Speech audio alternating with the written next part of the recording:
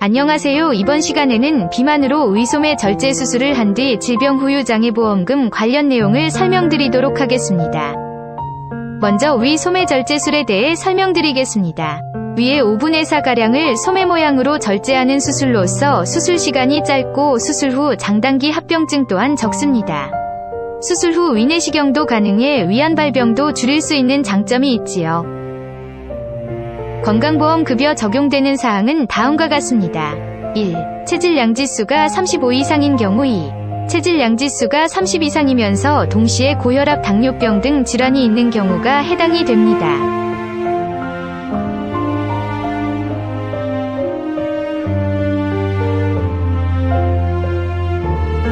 건강보험이 적용된다면 의소매절제술, 루아이 위유회술, 위조절 밴드술 등 미용 목적의 지방흡입을 제외한 치료는 건강보험이 적용되어 비용의 20% 수준에 해당하는 본인 부담금만 발생합니다. 수술비가 보통 1,000만 정도로 200만원만 부담하게 되는 것입니다.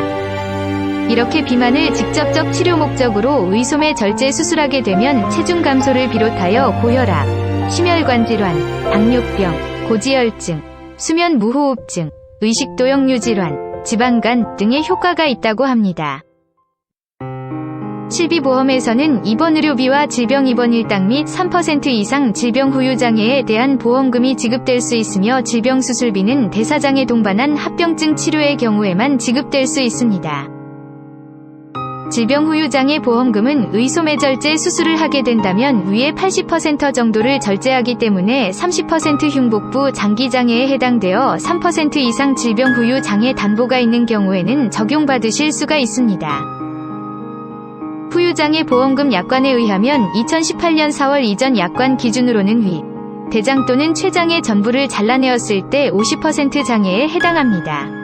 하지만 2018년 4월 이후 보험을 가입한 분들은 약관 기준으로 위, 대장 또는 췌장의 전부를 잘라내었을 때에는 50% 장애에 해당하고 위 췌장을 50% 이상 잘라내었을 때 30% 장애에 해당하므로 2018년 4월 이전 약관보다는 고객에게 더 유리할 수가 있습니다.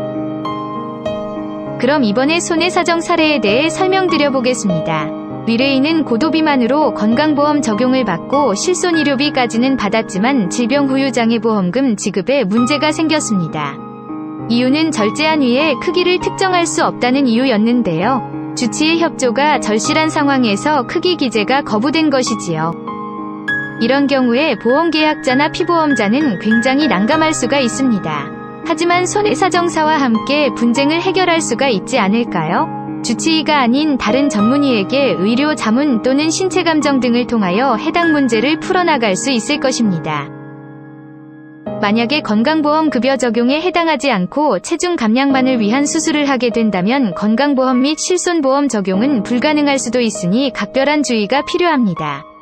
이 점 꼭 유념해주세요.